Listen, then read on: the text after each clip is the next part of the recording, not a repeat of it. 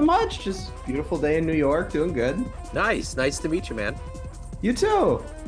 So, I want to begin our conversation before we get into your latest album with, you look at the calendar, it's March 2024, 4 years ago, everything shut down. And I'm curious, how did you survive that time period and how did it change you? I was still in my undergrad, Yeah. so I continued through it. And I just practiced a lot. Frankly, I kind of like just stopped doing assignments. I would practice maybe like 15, 14 hours a day, just every day, wake up.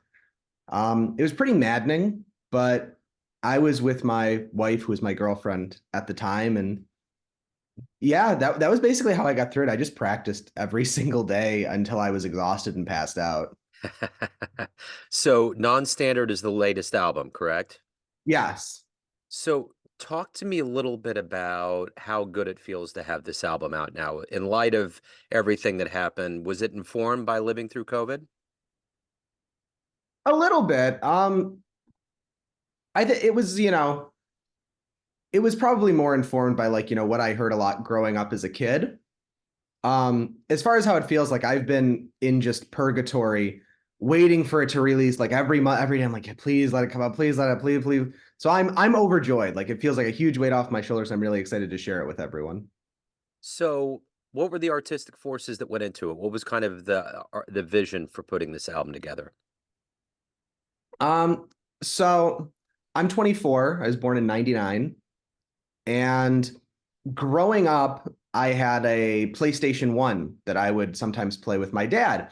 And a lot of the music from games of that era were it was breakbeat of a kind, which has kind of always been, my guilty pleasure. I grew up playing music and playing video games.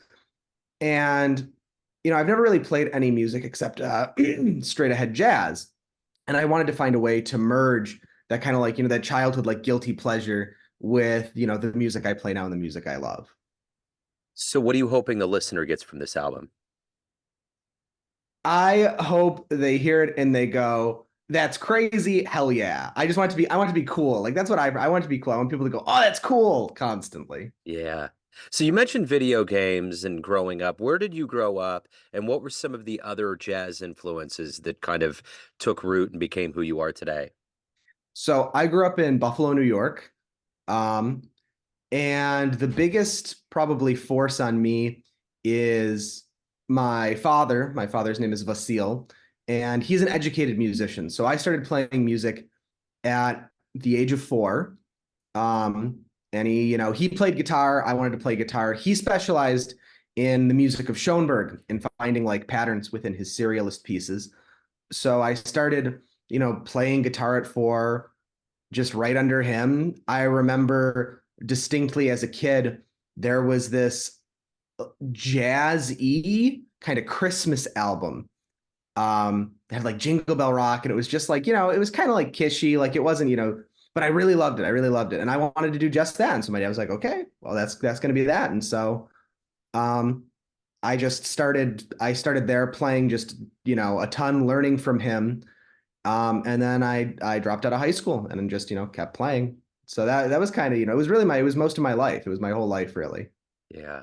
So, what was the first live jazz show you saw that blew you away? Oh, it was a local guy actually. There was a guy in Buffalo. His name was Stu Weissman. Stu's still alive, and I'm like, his son is my best friend, but Stu's a little bit older. His son's around my age, and I remember I saw him playing, and he was playing like a chord melody version of Donna Lee, and I was just like, oh my god, I want to be just like that, yo. And my dad played some straight ahead stuff, but it wasn't necessarily his focus. But that was like what Stu did. Like, Stu had studied with Joe Pass and stuff. And I was immediately like, oh, I got to go up. And I took lessons with Stu after that for a long time. But that was really the one where I was like, you can do that. Yeah. What about guitarists? Who've been influential for you? Uh, with most modern guitar players, Kurt Rosenwinkel, Hmm. big, and also Gilad Hexelman. Gilad Hexelman is a really, really big influence of mine. Probably those two. I know a lot of people, in recent years have said Holdsworth or, and that's not necessarily my boat, but definitely Kurt and Gillard. So at your age right now, you're really getting into it, getting into the scene. How strong is it? How good does it feel to be a part of the jazz community?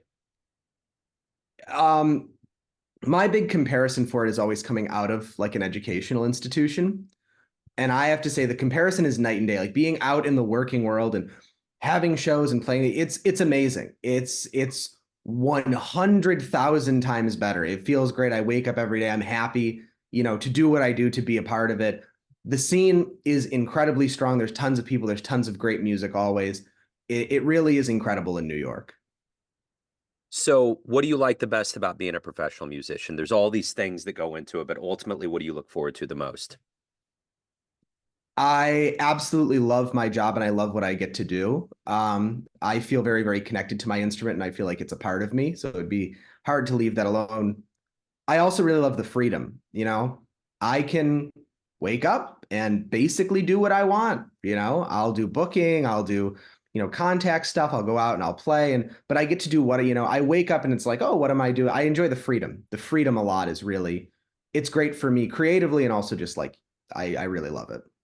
So being in New York City, what's one of the stages that you just are hoping that you get to play on? What's kind of your dream stage or stages to get on?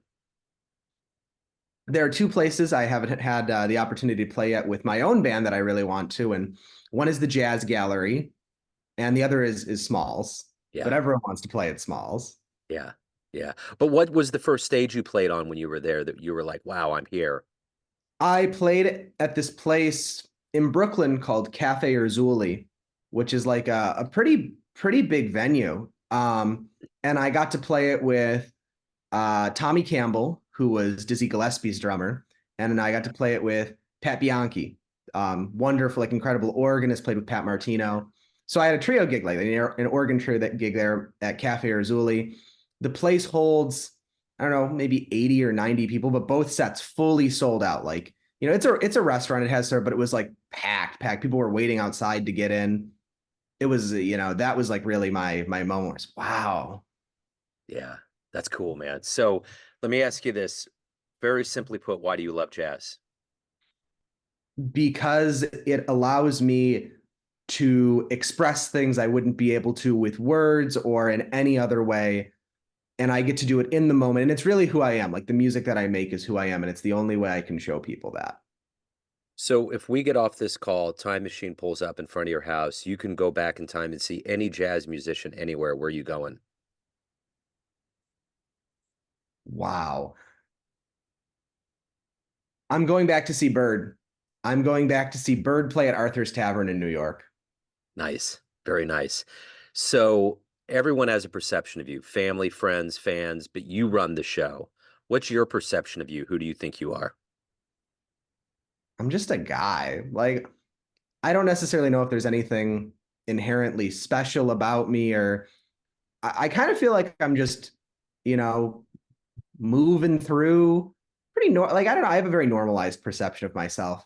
I like the attention. I love being on stage and I love to have this like bigger than life but really like, I'm just like a guy who wakes up in the morning and I brush my teeth and, you know, Yeah. So what about live shows? What's coming up for you? Warm months are opening up. How is everything going for you? everything's going well. Playing at a place called Nook here, over in Brooklyn. In September, I'm going to LA and I have a few shows out there.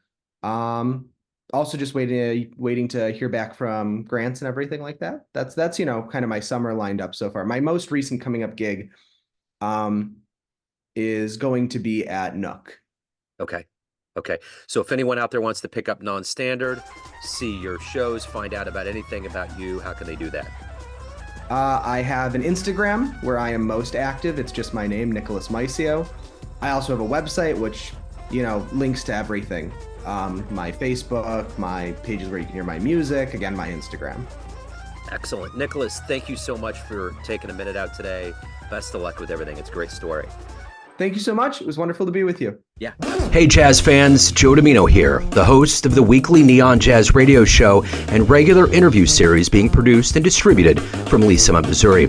We are quite excited to let you know about the first annual Lee Summit Jazz Fest taking place this summer on June 22nd, 2024 at the Bridge Space located at 210 Southwest Market Street. There will be 8 robust acts, including the Back Alley Brass Band and the great Lee Summit Jazz Orchestra. There will also be art vendors and food trucks to make this a must-attend event. All details can be found at www.bridgespace.us/jazz. We will see you there.